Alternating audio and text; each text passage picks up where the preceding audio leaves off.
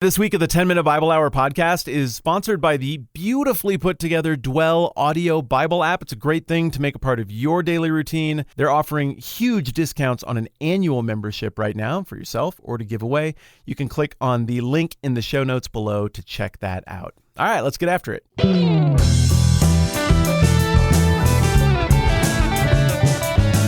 Hey, do you guys remember a couple episodes ago when I was like, hey, the two things you don't want to talk about if you want to avoid a social meltdown would be religion and politics, and then I went on to talk about religion a whole bunch?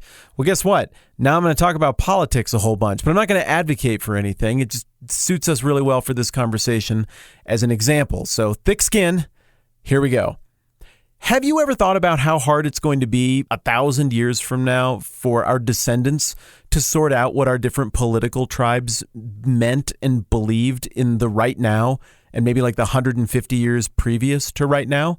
It's going to be stinking impossible because these two groups are all over the map. And look, I know a lot of people listen in other countries. I understand that this is the number 5 rated podcast in all of Algeria. And I want to say thank you again to the listener there. But I get that this example is very American and hey, we're just going to have to roll with it. So you got your Democrats and your Republicans, right? And depending on what little sliver of time you look at, the people of the future could say, well, Republicans were small government, pro-war and expansionism, and for conservative, traditional social values. And Democrats were for big government and lots of spending and super against war and for very liberal social values. But if you just look a few years in either direction, you can see those things flipping, because what position the political parties hold does have a lot to do with who's in power at any given time. And if you look back a little bit further into like the 1950s and back into the 1930s and back even to the 1800s,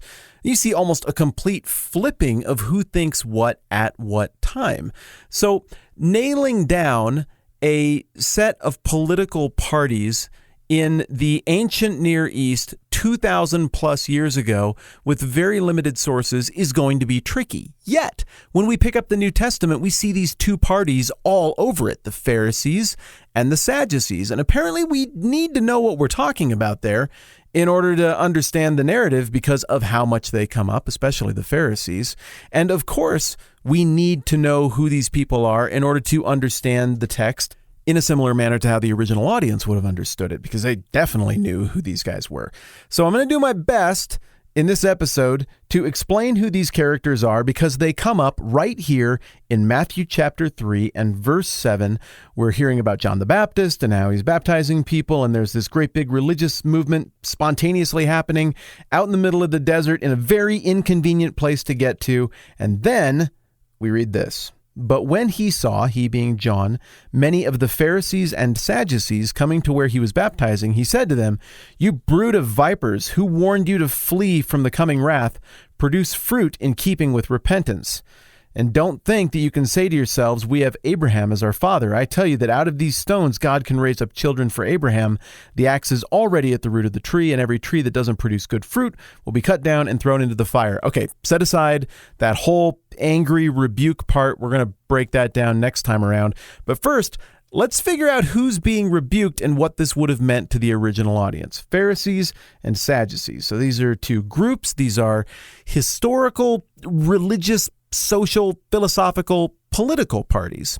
Now, the Sadducees go way, way, way back, and the Pharisees go way back.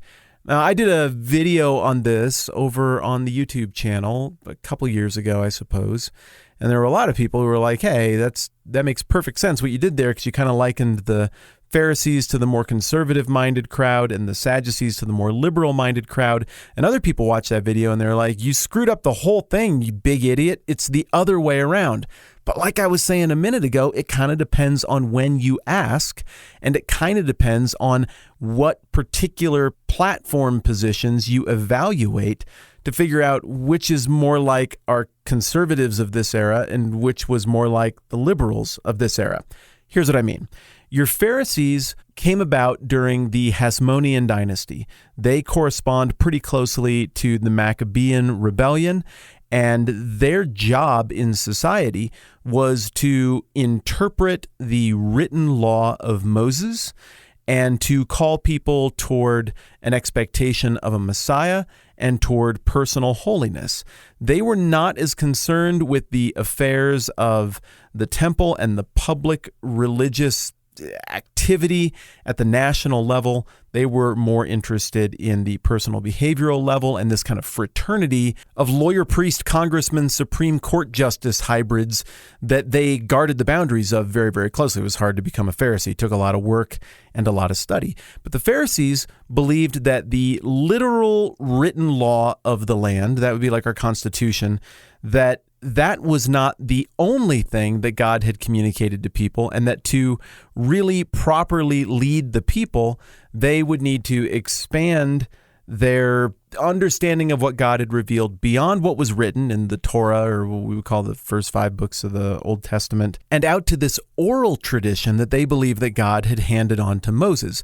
So the idea was that the written stuff, anybody could look at that and kind of wrestle with it, but that there was this other layer of understanding about what God meant that had been spelled out from Moses and handed down through certain oral traditions.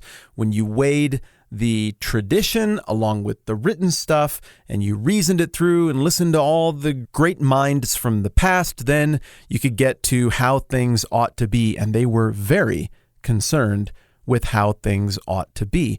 The Sadducees, on the other hand, traced their lineage all the way back to the first temple era, the one that was built by Solomon, and a certain high priest named Zadok who worked around that time. And so they believed that they held this priestly baton that had been passed on one group to the next down through history, and that they knew how to do the temple ritual stuff the right way.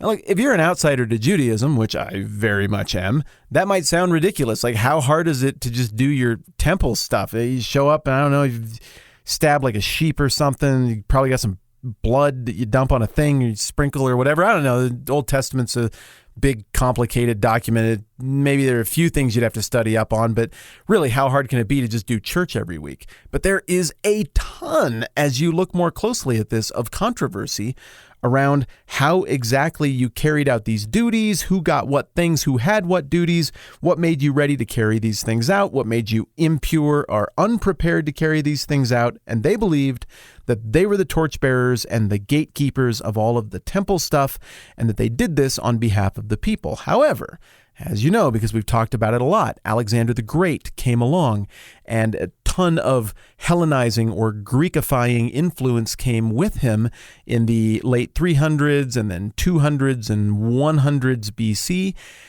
And the Sadducees, they kind of came around to a place where they got really rich, and they kind of sidled up alongside the cultural invaders and took advantage of certain opportunities to create this priestly ruling class. Now, this priestly ruling class of Sadducees did not believe in the oral tradition that the Pharisees believed in. They believed that what was written down is the only thing that counts. And since what's written down in what they would consider to be the scriptures does not include any reference to an afterlife or resurrection, they didn't believe in any of that business. But the Pharisees did believe in all of that business, and they believed that their exceptional righteousness and personal standards of conduct was kind of the key to that, whereas the Sadducees would believe that proper execution of priestly rituals would be the key to getting things right with God.